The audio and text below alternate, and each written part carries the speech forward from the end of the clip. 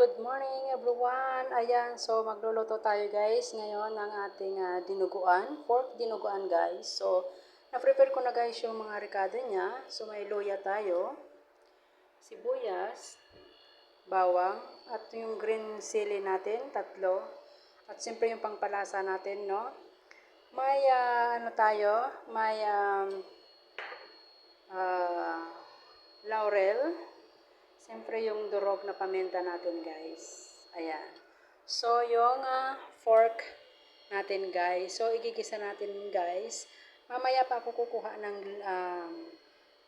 tanglad. So lalagyan natin ng tanglad para mas mabango guys, no? So igigisa ko muna to bago ako kukuha ng tanglad. Ayan.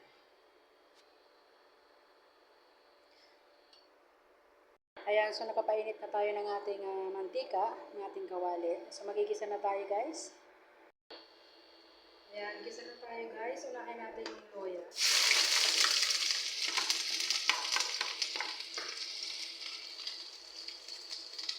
Sunod natin yung sibuyas.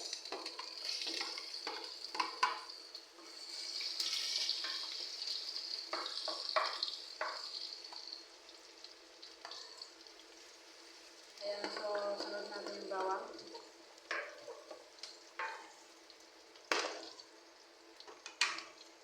Ito yung ating dugo guys. Dugo ng ating baboy. Para sa ating dinuguan.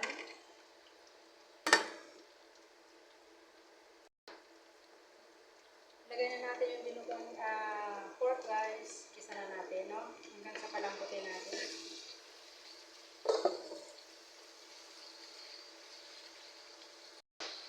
So ayan, maglagay tayo guys ng dahon ng laurel. Isa. Putol-putol siya guys, kaya natin.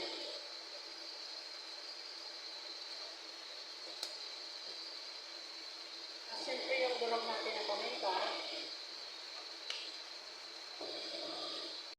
Kaya guys, mag-additional tayo ng water. Pinainit ko na guys yung water natin para pagpalambot natin dito sa ating pork. Kailangan malambot yung dinuguan natin guys, yung pork natin para mas masarap. So ayan, maghihintay lang tayo ng ilang minuto guys para lumambot ito. Saka natin ilagay yung dugo. Ayan, so pinapalambot natin guys. Lagay natin guys yung ating tanglad. Bango. Ayan guys, malambot na yung ating pork. So naglagay ako ng isang sili kanina habang pinapalambot siya para mabango. At saka yung ating tanglad.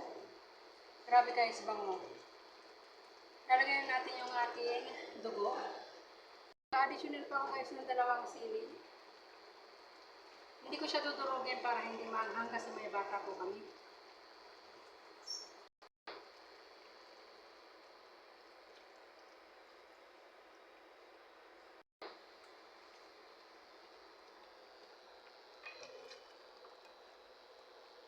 Ayan guys, yung ating dinuguan.